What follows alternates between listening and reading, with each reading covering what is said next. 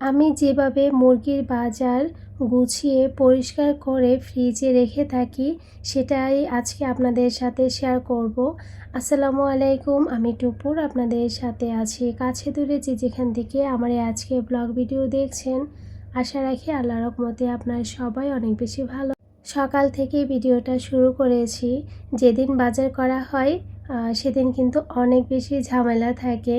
সকালের খাবার, দুপুরের খাবার বাজার করতে যাওয়া, এনে তারপর আবার গুছিয়ে রাখা। আবার যদি আপনাদের ভাইয়া বাড়িতে থাকতো তাহলে আবার এতটা ঝামেলা আমার করতে হতো না। বাইরে তো যেতে হতো না। তো বাইরে আসা যাওয়া এটাও কিন্তু অনেকটা সময় চলে যায়। যখনই আপনাদের ভাইয়া দেশে আসে তখন আবার আমি যখন বাজারে চলে যাই সকালের নাস্তা করে, তখন আবার আমি সুন্দর মতো সব কিছু এদিকে রেডি করে রাখি। আর আপনাদের ভাইয়া বাজার নিয়ে আসলে তখন আবার সব কিছু আবার কেটে কুটে ফ্রিজে রেখে দেই। আবার রান্নাবান্না করার জন্য পেঁয়াজ যা যা লাগে আর কি সব কিছু কেটে কুটে একটু রেডি করে নেই। মানে ঘরটাকে একটু গুছিয়ে টুছিয়ে নেই। আর এখন যেহেতু আমারই সব কিছু করতে হয়, বাজারেও যেতে হবে, সকালে নাস্তাও তৈরি করতে হবে, আবার দুপুরে রান্নাও করতে হবে। তা আমার চিন্তা ভাবনা করেই করতে হয় যে কিভাবে করলে আমার জন্য ভালো হয়। তো আগের দিন রাতের বেলায় আমি প্ল্যান করি যে আমি কিভাবে কাজগুলা করলে ঠিকঠাক মতো সব কিছু করতে পারবো। তো ওই ভেবেই কিন্তু সকাল থেকে আমার রুটিনটা শুরু হয়ে যায়। আজকে ভাবলাম সকালবেলা পরোটা বানাবো। তো এখানে আজকে আমি গোল পরোটা বানিয়ে নিয়েছি। আর পরোটা তো অনেকবারই আপনাদের সাথে শেয়ার করেছি। তো আটাগুলাকে লবণ, একটু তেল দিয়ে ভালোভাবে একটু ঠান্ডা পানি দিয়ে মাখিয়ে নিলাম। তো মেখে নিয়ে তারপর কিছুক্ষণের জন্য রেস্টে রেখে দিয়েছিলাম। দিয়ে তারপরেই তো আমি রুটি বেলে সুন্দর মতো একটু আটা, তারপর আর কি বলে তেল দিয়ে মানে পরোটা রুটির মধ্যে ছড়িয়ে একটু ঘুরিয়ে আর কি লম্বা করে একটু মুড়িয়ে নিয়েছি। এতে করে কিন্তু গোল পরোটা রেডি হয়ে গেছে। আমার কাছে না সবচেয়ে বেশি গোল পরোটাগুলো ভালো লাগে। চারকোনা পরোটাও ভালো লাগে, কিন্তু গোল পরোটাগুলো আমার কাছে দেখতে খুব ভালো লাগে। তো এখন আমি একে একে বেলে নিয়েছি। কিছুটা পরোটা আমি বেশি বানিয়েছি যেন আরও একদিন আমার বানাতে না হয়, তো আরও একদিনে নাস্তা হয়ে যাবে। তো এইগুলাকে আবার ফ্রিজে রেখে দিব।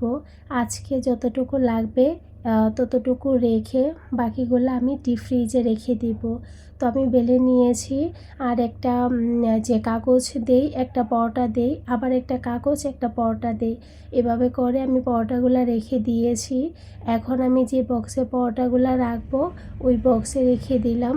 রেখে এখন আমি ডিপ ফ্রিজে রেখে দিব। আচ্ছা, যেসব আপুরা এখনও পর্যন্ত আমার ভিডিওর সাথে আছেন প্লিজ একটা লাইক দিয়ে দিবেন। আর যারা এরই মধ্যে এই কাজটা করে ফেলছেন সেসব আপুদেরকে অসংখ্য ধন্যবাদ। আর ফ্যামিলি ব্লগ যদি ভালো লাগে তাহলে কিন্তু আমার চ্যানেলটা সাবস্ক্রাইব করে আমার পাশেই থেকে যেতে পারেন। আচ্ছা, ফ্রিজটা দেখে আমার একজন আপুর কথা মনে পড়লো। সানজিদা আপু লিখছে, আপু তোমার ডিপ ফ্রিজের উপর যে স্লাইডিং যে গ্লাসগুলা থাকে ওগুলা কি দেয় নাই? তো আপু স্লাইডিং যে ওই যে গ্লাসগুলা যে দেওয়া থাকে ওগুলো আমাদেরকে দেখিয়েছে, কিন্তু আমি তো ওটা আনি নাই। আপু ওটা যদি আনতাম আরও 2000 টাকা আমাদের কম হতো। এটা কিন্তু 37,000 টাকা গিয়েছে। তো ওনারা মানে বলছে আর কি যে মানে প্রাইস জিজ্ঞেস করেছিলাম সেম আর কি 210 লিটারের আর কি। তো মানে ওইটা আরও 2000 টাকা কম ছিল। তো এটাই ভালো লেগেছে, এটাই নিয়ে আসছি। তো এই আর কি আপু বলে দিলাম। আর ওই যে দামের কোনো ব্যাপার নেই। তো অন্য ফ্রিজে এরকম মানে গ্লাস দেওয়া থাকে, কিন্তু আমাদেরটার মধ্যে গ্লাস দেওয়া নেই। তো অনেক দেখেছি, তো শেষ পর্যন্ত এটাই ভালো লেগেছে। আমি এইখানে অল্প করে একটু রায়তা তৈরি করে নিয়েছি, বা সালাদও বলতে পারেন। তো টক দই, শসা আর একটু চিনি, স্বাদ মতো লবণ দিয়ে, গোলমরিচও দিতে পারেন কিন্তু আমি দিই নাই। তা কাঁচামরিচও দিয়েছি, একটু পেঁয়াজ দিয়েছি, দিয়ে বানিয়ে নিয়েছি। এটা কিন্তু পরোটা, রুটি, তারপর ভাতের সাথেও ভালো লাগে, পোলাওয়ের সাথে ভালো লাগে, বিশেষ করে নান পরোটার সাথে অনেক বেশি ভালো লাগে, তন্দুর রুটির সাথে অনেক ভালো লাগে। সাথে কিছুটা আম আছে, তো আম কেটে নিয়েছি। এই দিয়ে আমার সকালের আজকে নাস্তা হয়ে যাবে। আর ওদেরগুলাও আমি রেডি করে রেখে দিয়েছি। এখন একটু ধুয়ে টুয়ে আমি বাজারে চলে যাব ওদের নাস্তাটা দিয়ে আর কি। ওরা কিন্তু এখনও খায় নাই, তো আমি খাবারটা খেয়ে নিয়েছি। আর প্লেটে প্লেটে সবগুলা খাবার রেডি করে তারপর আমি বাজারে চলে যাব, কারণ এসে আবার কাটাকাটি করতে হবে, দুপুরে রান্না করতে হবে, গুছাইতে হবে, ধোয়াধুয়ি থাকে। তো এসেও কিন্তু আবার অনেকগুলো আবার সিঙ্কের মধ্যে জমা পড়ে থাকবে, ওগুলো আবার ধুতে হবে। আসলে মানে ঘরের মধ্যে কাজের কোনো শেষ নেই, প্রচুর কাজ থাকে। আর এইদিকে পিঁপড়া তো একেবারে এই জায়গাটা দখল করে নিয়ে নেয়, বিশেষ করে পরোটা, মাছ, মুরগি যখন কাটাকাটি করি তখন। আমার জন্য একটু চা করে নিয়েছি। চাটা যদি না খাই একেবারেই এনার্জি আসবে না। যখনই আমি 1 কাপ চা খাই আপনাদেরকে বলে বোঝাতে পারবো না শরীরে যে কোত্থেকে এত এনার্জি চলে আসে। আলহামদুলিল্লাহ, কিন্তু শরীরের জন্য কিন্তু একেবারেই ভালো না চা খাওয়া, দুধ চা। তো রং চা তো খাওয়া যায় চিনি ছাড়া, তাও খেতে হবে। তো শুধু শুধু গরম পানি খেয়ে তো আর কোনো লাভ নেই। খাই দুধ চাই খাই একটু ভালো মতো, বাঁচবো আর কয়দিন, তো যতদিন বাঁচি একটু খাই। তো যাই হোক, মাঝে কিন্তু একেবারেই খাই নাই, একেবারেই বন্ধ করে দিয়েছিলাম। এখন যখন থেকে ঠান্ডা লেগেছে তখন থেকে আবার চায়ের নেশা হয়ে গেছে। বলেন তো আপুরা কী করি, এত চায়ের নেশা খুব কষ্ট করেছে, একেবারেই ছেড়ে দিয়েছিলাম। এখন কিছুদিন ধরে কাশি ঠান্ডা আবার সুন্দর মতো চা খাওয়া শুরু করে দিয়েছি। রং চা খেতে পারি না, দুধ চার মধ্যে কিন্তু আদা দিয়ে দুধ চা করে খাই, তাও দুধ চাই খাবো, রং চাটা খেতে ভালো লাগে না। আমার একজন খুবই মিষ্টি আপু আমাকে সুন্দর করে একটা কমেন্ট করেছেন, এবং আপু প্রত্যেকটা ভিডিওর মধ্যে সুন্দর কমেন্ট করেন। তো কিছু আইডির নাম কিন্তু আমার একেবারেই মুখস্থ হয়ে গেছে। তো ওই মুখস্থ আইডি থেকে একজন আপুর নাম হচ্ছে আরাফাত হোসাইন, এই আইডির নাম আর কি। আপুর নাম কি সেটা তো আর জানি না, হয়তো বা আপুর ছেলের নাম বা হাজব্যান্ডের নাম দিয়ে কিন্তু বেশিরভাগ মানে আমরা বিবাহিত মেয়েরা আইডি খুলে থাকি। আপু লিখেছেন, আসসালামু আলাইকুম আপু, কেমন আছেন? ওয়ালাইকুম সালাম আপু, ভালো আছি, আশা করি আপনিও আপনার পরিবার নিয়ে অনেক ভালো আছেন। আচ্ছা আপু, আপু লিখেছেন, সপ্তাহখানেক আগে তোমার একটা ভিডিওতে একজন আপু কমেন্ট করেছিলেন যে তুমি নাকি শারমিন হীরা আপুর মতো ভিডিও বানাও, তোমার কথাগুলো হীরা আপুর কথার সাথে মিল আছে। আমার কাছে এমনই লাগে। আমি তোমার ভিডিওগুলো দেখার আগে হীরা আপুর ভিডিওগুলো দেখতাম, এখন তো আপু ভিডিওগুলো বন্ধ করে রাখছে। সত্যি বলছি, কিছুটা হলেও হীরা আপুর সাথে মিল আছে। আমি জানি না সঠিক বলছি কি না, তবে আমার কাছে যেটা মনে হয় সেটাই বললাম। আমি কল্পনারও বাহিরে যে আপুরা তোমরা এত সুন্দর কমেন্ট কিভাবে করো, আর আমাকে এত বড় একজন আপুর সাথে তুলনা দিয়েছো। আমাকে যে ভালোবাসা দিচ্ছ তো সেটা যোগ্য কিনা আমি জানি না, তবে আমি সব সময় আপু তোমাদের জন্য অনেক দোয়া করি। আল্লাহ তোমাদের সবাইকে অনেক ভালো রাখুক, সুস্থ রাখুক, তোমাদের পরিবার নিয়ে অনেক ভালো থাইকো। তো আমাদের জন্য আপু দোয়া করো। তোমরা যে এত সুন্দর আমাকে কমেন্ট করো, তো আমার কাছে খুব ভালো লাগে। আপুরা অনেক বেশি ভালো থাইকো। আর তোমাদের এই ভালোবাসার কারণেই কিন্তু আমি একটার পর একটা এত কষ্ট করে ভিডিও দিয়ে যাচ্ছি। তো এই তো আপু, তো আজকে বাজারের ভিডিওটাই শেয়ার করতেছি। তো আমি সব সময় যেদিন বাজার থাকে সেদিন একটু লেট হয়ে যায়, তারপরও চেষ্টা করি তাড়াতাড়ি করে কাজগুলা করার জন্য।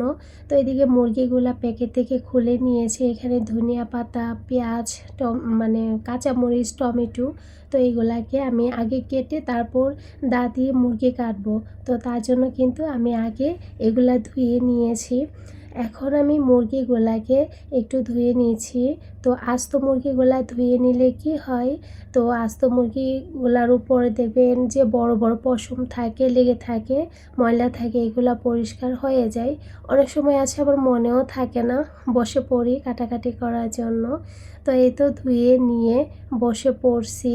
আমার আরও একজন মিষ্টি আপুর কমেন্ট পড়ে নিয়েছি। তাসিন মমস আপু লিখছে, তাসিন মমস ব্লগ আপু লিখছে, চা কিন্তু অনেক সুন্দর হয়েছে আপু, আমার কাছে দুধ বেশি পড়ে যায়, মানে আপুর দুধ চুলার মধ্যে বেশি পড়ে যায় আর কি, সেটা লিখেছেন। সত্যি আপু দুধ অনেক সময় তাকিয়ে থাকি দাঁড়িয়ে আছি, হুট করে যেই অন্যদিকে তাকালাম বা কেউ ফোন দিল, মোবাইলের দিকে তাকালাম, তখনই দুধটা পড়ে যাবে। মনে হয় কি দুধটা অপেক্ষা করে থাকে আমি এদিক ওদিক যাই কি না, দুধ সব পড়ে যায়।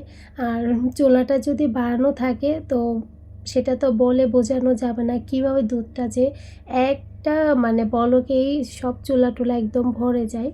তো যাই হোক আপু, আমাদের বাঙালি মেয়েদের মনে হয় এই সমস্যাটা ঘরে ঘরেই আছে। আমার যেটা মনে হয় আর কি, সব আপুদেরই মনে হয় এই সমস্যাটা আছে। হয়তো বা হাতে গোনা কয়েকজন আপু হয়তো বা খুবই সতর্কর সাথে দুধ জাল করেন বা মানে ডাল এগুলো আর কি। আপনাদের সাথে কথা বলতে বলতে মুরগিগুলা কেটে নিলাম, ধুয়ে নিলাম, এখন আমি বক্সে বক্সে সবগুলা রেখে দিচ্ছি। তো আমাদের ঘরে যতটুকু সদস্য আছে তো ওই সদস্য বুঝেই কিন্তু আমি মুরগিগুলা রাখছি, এবং মুরগি মানে কিছুটা আমি লিখে রাখার চেষ্টা করতেছি। তো যেগুলা ভিতর থেকে দেখা যায় না ওই বক্সগুলা না আমি লিখে রাখি, এতে করে আমার জন্য খুবই সুবিধা হয়। এত বক্স হাতাহাতি করতে হয় না, খোঁজাখুঁজি করতে হয় না, ওই তার জন্য আর কি।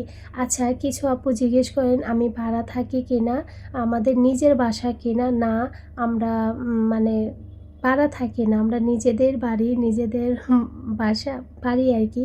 তো দোয়া রাখবেন আপুরা। তো আল্লাহ আমাদেরকে থাকার মতো একটা জায়গা দিয়েছেন, সব কিছুর জন্যই আলহামদুলিল্লাহ। তো এই তো, তো এখন আমি কাটাকাটি এই যে ধোয়াধুয়ি বক্সে নিলাম, সব কিছু করলাম, করার পর এই যে আমি সব বক্সগুলো নিয়ে আসছি, নিয়ে তারপরে এই তো ডিপ ফ্রিজে এখন রেখে দিয়েছি। আবার রান্নাবান্না করতে হবে, কাটাকাটি করতে হবে, এগুলা কিন্তু বিশাল ঝামেলার একটা ব্যাপার। ওঠা বসা ওই দিনটা যেসব আপুদের হাজব্যান্ডরা বাহিরে থাকে বুঝতে পারবেন, যে বাহিরে বাজার করে এনে কেটে বেছে রাখা, আবার রান্না করা, তারপর মানে বারবার ওঠা বসা করতে করতে একদম শেষ হয়ে যায়।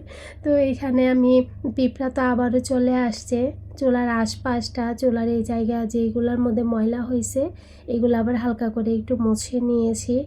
এখন এই বল, তারপর ডিশ, চালনি যাই ময়লা হয়েছে তো এগুলো সবগুলা ধুয়ে রেখে দিব আর কি, তা না হলে মানে কেমন যেন একটা মুরগির গন্ধ গন্ধ হয়ে গেছে রান্নাঘরটা। তো তার জন্য এগুলো আগে ধুয়ে নিই, সিঙ্কটা ধুয়ে নিব, নিয়ে তারপর আমি রান্নাটা বসাবো। আচ্ছা, আমার আরও একজন মিষ্টি আপু আমাকে কমেন্ট করেছেন, রোজা লাইভ আপু লিখছে, আপু ভালো লাগে, ভীষণ উপকারী ভিডিও, আমিও দই এইভাবে বসাই। হ্যাঁ আপু, এইভাবে কিন্তু খুবই সহজ, আর বিশেষ করে টক দইটা এত বেশি সহজ।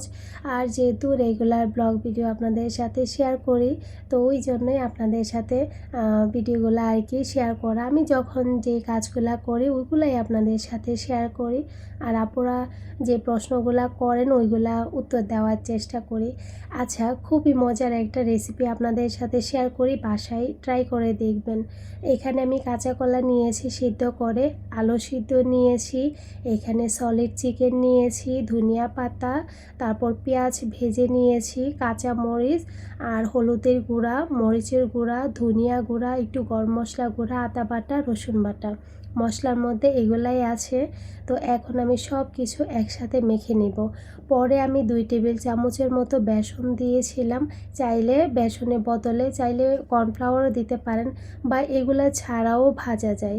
তো চাইলে আর কি অনেকেই যদি দিতে চান, রিস্ক নিতে না চান আর কি, তো তার জন্য কিন্তু একটু কর্নফ্লাওয়ার দিতে পারেন, কিন্তু কর্নফ্লাওয়ার ছাড়াও কিন্তু হয়, খুব ভালো লাগে। এই রেসিপিটা মানে এই কোফতাটা আমি কিন্তু অ্যাভেলেবেল করি বাসায়, এটা হচ্ছে কাঁচা কলার কোফতা আর কি। তো এক একবার এক এক রকম একটু ভিন্নতা আনার চেষ্টা করি, যেমন আজকে আলু দিয়েছি, অন্যান্য সময় আবার আলুও দিই না, তো এক একবার এক এক রকম করে করি আর কি। আর এদিকে দুধ জাল করে নিয়েছি, ওই আবার দই বসাবো। তো আমাদের বাসায় কিন্তু টক দইটা খাওয়া হয়। এদিকে হচ্ছে আমি তেল নিয়েছি, ওই যে ভুলে তেল যখন ঢালি ওই ক্লিপটা নিতে অন করতেই ভুলে গিয়েছি। এরকম করতে করতে কিন্তু অনেক সময় অনেক ক্লিপ কিন্তু মনে থাকে না। তো ওই যে বল বল করলাম, ওগুলাকে আমি একটু ভেজে নিব। তো এপাশ ওপাশ একটু লাল লাল করে ভেজে নিব। এগুলা কিন্তু বিকেলে চায়ের সাথে সস দিয়ে কিন্তু খেতে খুব ভালো লাগে। আর এইগুলা কিন্তু বিভিন্ন ধরনের শেপ দেওয়া যায়। আমরা কিন্তু খালি খালি অনেকগুলা খেয়ে নিয়েছিলাম, কারণ খালি খালি খেতেও কিন্তু অনেক ভালো লাগে। তো এখানে আমি ভেজে নিয়েছি, ভেজে নেওয়ার পর আরও কিছুটা আমি তেল দিলাম। আমি দুইবারে ভেজে নিয়েছি, জায়গা হচ্ছিল না। তো এখানে শুকনো মরিচ দিলাম আর পেঁয়াজ দিলাম। এখন আমি মরিচ আর পেঁয়াজটাকে ভেজে নিব। ভেজে নেওয়ার পর আমি দিব এখানে কিছু টমেটো কুচি। টমেটো কুচিটাকেও আবার কিছুক্ষণের জন্য ভেজে নিব। ভেজে নেওয়ার পর এইখানে আমি দিব আদা বাটা, রসুন বাটা, হলুদের গুঁড়া, মরিচের গুঁড়া, ধনিয়া গুঁড়া, জিরা গুঁড়া, আর দিব গরম মশলা গুঁড়া, স্বাদ মতো লবণ। এখানে কিন্তু কোনো প্রকার আস্ত গরম মশলা দিই নাই। গুঁড়া গুঁড়া করে যে রাখছি পাউডার করে, ওই গুঁড়া মশলা দিয়েছি। এখন আমি অল্প করে পানি দিয়ে দিচ্ছি, দিয়ে আমি মশলাটা ভালোভাবে কষিয়ে নিব। কষিয়ে নেওয়ার পর তারপর আমি কোফতাগুলা দিব। আচ্ছা, আমার আরও একজন মিষ্টি আপুর কমেন্ট পড়ে নিয়েছি। তো আরও একজন আপুর কমেন্ট পড়ে নিয়েছি। আপু হচ্ছে গিয়ে ঈশানাস কুকিং ব্লগ। আপু লিখেছেন, আপু তোমার ভিডিওগুলো আমার কাছে অনেক বেশি ভালো লাগে। অসংখ্য অসংখ্য ধন্যবাদ আপু, এত সুন্দর করে আমাকে কমেন্ট করার জন্য আর আমাকে এত ভালোবাসা দেওয়ার জন্য। তো তোমাদের জন্য আমার মন থেকে অনেক দোয়া এবং ভালোবাসা। আল্লাহ তোমাদের সবাইকে অনেক ভালো রাখুক, সুস্থ রাখুক। এখানে দেখেন আপনাদের সাথে কথা বলতে বলতে রান্নাটা কিন্তু হয়ে গিয়েছে। কিছুটা ধনিয়া পাতা আর কাঁচামরিচ দিলাম, এটা কিন্তু অনেক বেশি মজা হয়। আর এখন আমি সার্ভ করে নিয়েছি। আচ্ছা, আরও একজন আপু আমাকে খুব সুন্দর করে খুব মিষ্টি করে লিখেছেন যে মিস রুমি আক্তার আর SR আপু লিখছে, হিসাব করে চলাটাও মানুষ কিপটা বলে, কিভাবে কাকে বোঝাবো, তাই নিজেকে নিজেই বোঝাই, কি আর করব। তো আপু কিন্তু খুব সুন্দরভাবে লিখছে। অসংখ্য ধন্যবাদ আপু, অনেক ভালো থাকবেন। খুব সুন্দরভাবে কমেন্টটা করেছেন। আপনার কমেন্টটা দেখার সাথে সাথেই আমি তুলে নিয়েছি যে কমেন্টটা পড়ব। আজকে দুপুরে খাওয়া দাওয়া রেডি হয়ে গেছে। এখানে আছে কাঁচা কলার কোফতা কারি, আর শাপলা দিয়ে শিঙি মাছ রান্না করেছি, আর চাল কুমড়া রান্না করেছি, ভাত রান্না করেছি। আমার কথার মাঝে যদি ভুল ত্রুটি হয়ে থাকে প্লিজ ক্ষমা সুন্দর দৃষ্টিতে দেখবেন। সবাই অনেক বেশি ভালো থাকবেন, সুস্থ থাকবেন। আজকের মতো এখানে বিদায় নিচ্ছি। আল্লাহ হাফেজ।